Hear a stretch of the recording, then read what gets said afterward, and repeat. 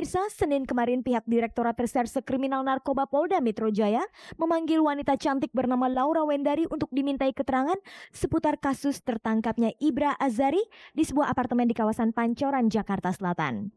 Status Laura saat pemanggilan itu adalah sebagai saksi yang diduga saat penggerbekan hari Kamis lalu sedang berada di tempat kejadian peristiwa.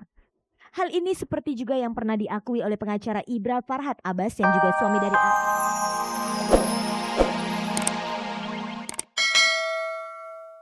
hal yang tidak mengenakan menurut saya kayak sih nggak perlu kayak kalau saya bilang pokoknya halnya nggak mengenakan dan agak pribadi ya, nggak mengenakan aja. Itu saya dengar dari cewek saya dan ya saya cuma mau nanya aja. Dalam hal ini apakah Iron mencemburui hubungan Johan dengan Irza? Apalagi ada pernyataan Johan yang mengatakan kalau dia memang pernah jalan bareng dengan Irza. Jalan sama dia kapan? Selama si teman dekat saya itu dekat sama saya, setahu saya dia nggak pernah jalan. Dan kalau dia ada apa-apa dia pasti bilang ke saya dulu gitu loh.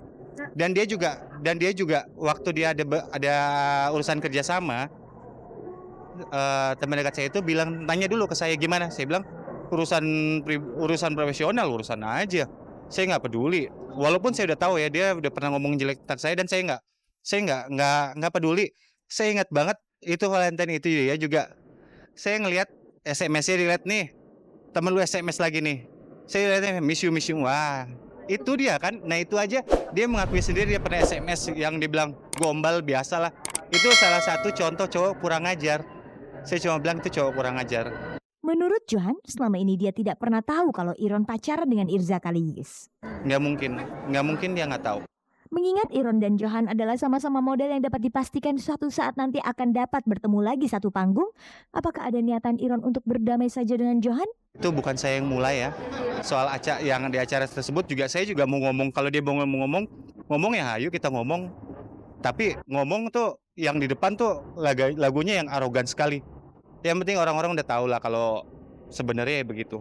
Terus ngomong bibir pecah-pecah apa segala. Saya nggak kan. Saya hari Sabtu di jalan apa segala macam di jalan biasa aja. Kayaknya cuman saya lihatnya sensasional memang.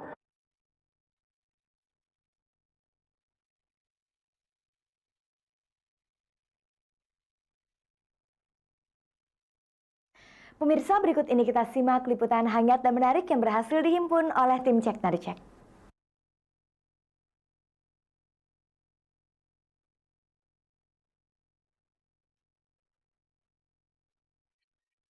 Pemirsa, seperti yang terlihat ini, anggota kelompok vokal RSD Sita terus menutupi wajahnya dengan tangan. Sita memang bukan sedang merasa malu kalau sedang diwawancara.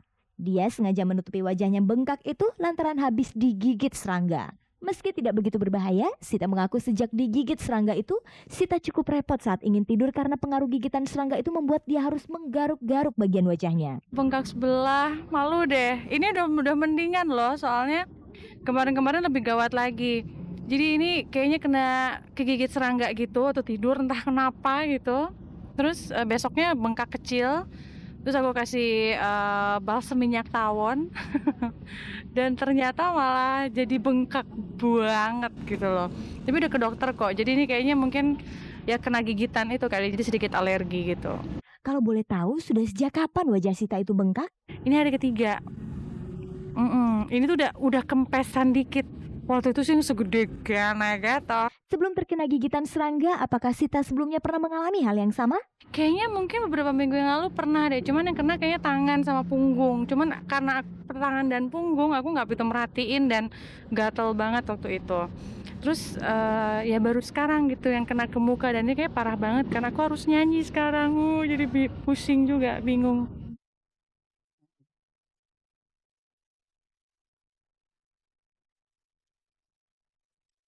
Pemirsa, koreografer Denny Malik benar-benar mendapat surprise dari istrinya Mira Natalia di hari ulang tahunnya yang ke-40 yang jatuh pada hari Sabtu 22 Februari kemarin. Betapa tidak, ketika Sabtu lalu Denny mengajak Raihan putranya ke acara ulang tahun keponakan istrinya yang bernama Indri di restoran Siap Saji di kawasan Jalan Tamrin, Jakarta Pusat. Di sana sudah berkumpul teman-teman Denny dan keluarganya. Mereka langsung membuat perayaan sederhana untuk merayakan hari ulang tahun Denny itu. Saya bilang, besok ada ini apa, keponakan saya di McDonald ulang tahun gitu. Bilang, oh ya udah saya anterin aja gitu kan. Ini siapa? Anak sepupu kamu? Iya, sepupu punya anak. Umur berapa? 8 tahun. Gitu. Tadi ke Plaza Senayan. Terus saya bilang, nggak dibeliin kado, nggak usah lah beli kado, nggak usah. Dia bilang, ya jangan dong, kalau anak-anak kan harus ada lah kado apa ya kan, kasihan kan gitu. Walaupun saya belum kenal sama anaknya, saya belum ini, tapi ya harus beli.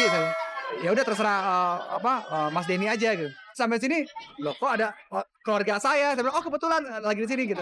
Kemudian ada yang lain-lain juga. Terus lihat teman-teman infotainment gini, oh mungkin lagi ngeliput yang lain kali, lagi ada acara. Saya udah mau melipir aja. Tapi emang buat saya. Terima kasih banget. Ketidaktahuan Denny Malik jika istri, keluarga, dan teman-temannya akan membuat surprise di hari ulang tahunnya itu sebenarnya memang sudah tercium oleh Denny ketika akan berangkat ke acara ulang tahun keponakan Mira. Nah saya lupa pakai sepatu. Jadi gini, Mir, ini sampai lupa pakai sepatu, udah deh nggak apa-apa. Terus, nah biasanya nih istri saya kan sangat matching kalau dandanin anak. Terus kok kali ini dia cuek aja lah, nggak apa-apa. Saya bilang kebetulan kan di sini di Sarina, beli dulu deh. Masa nggak pakai sepatu sih, bisa kelupaan kan dia lagi tidur tadi. Lagi tidur langsung diangkat gitu, buru-buru gitu. Terus saya lihat juga, kok istri saya kayaknya dandan banget ke salon apa. Terus saya bilang kan cuma di McDonald, casual aja deh bajunya. Saya bilang nggak, pokoknya saya mau dandan gitu. Terus saya dikasih parfum sama Mira, pakai parfum ya gitu. Ini kok acara ini anak-anak kayaknya kok dia niat banget gitu ya. Ada emang dia bener-bener dandan buat saya gitu.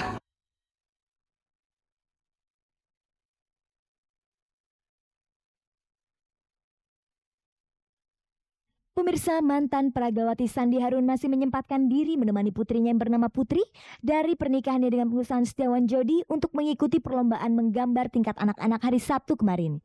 Bagi Sandi sendiri, menemani putrinya itu merupakan satu jawaban kalau putrinya itu masih membutuhkan perhatiannya. Walaupun akhir-akhir ini Sandi sedang gencar diberitakan telah menikah diam-diam dengan putra mantan Presiden Soeharto, Tommy Soeharto, Sandi mengaku rumors itu sama sekali tidak mempengaruhi dirinya untuk terus mencurahkan kasih sayang kepada putrinya. Bahkan ketika ditemui cek dan dicek, Sandi tampak senang menemani putrinya itu.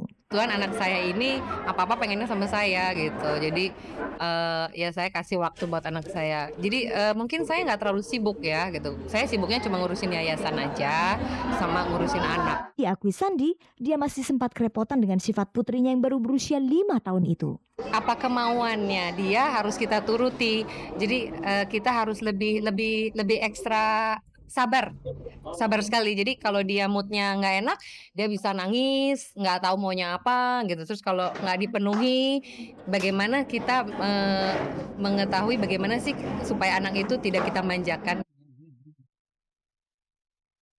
Not sure I understand.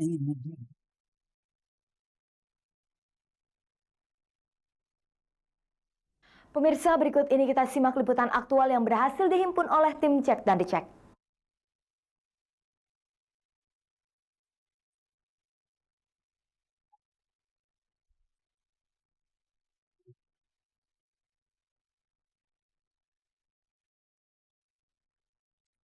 Pemirsa, Senin kemarin pihak Direktorat Reserse Kriminal Narkoba Polda Metro Jaya memanggil wanita cantik bernama Laura Wendari untuk dimintai keterangan seputar kasus tertangkapnya Ibra Azari di sebuah apartemen di kawasan Pancoran, Jakarta Selatan.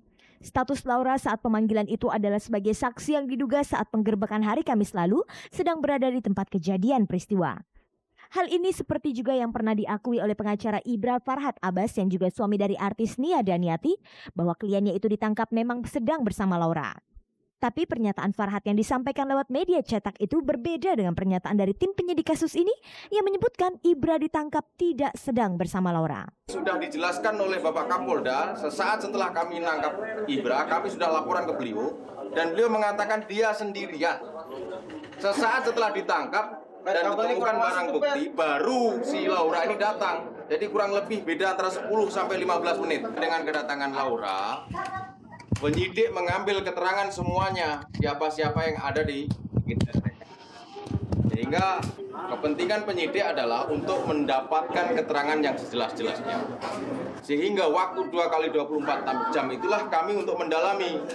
Jadi tidak mungkin begitu sesaat setelah kami tangkap, kami harus memberikan keterangan pers kepada rekan-rekan semuanya.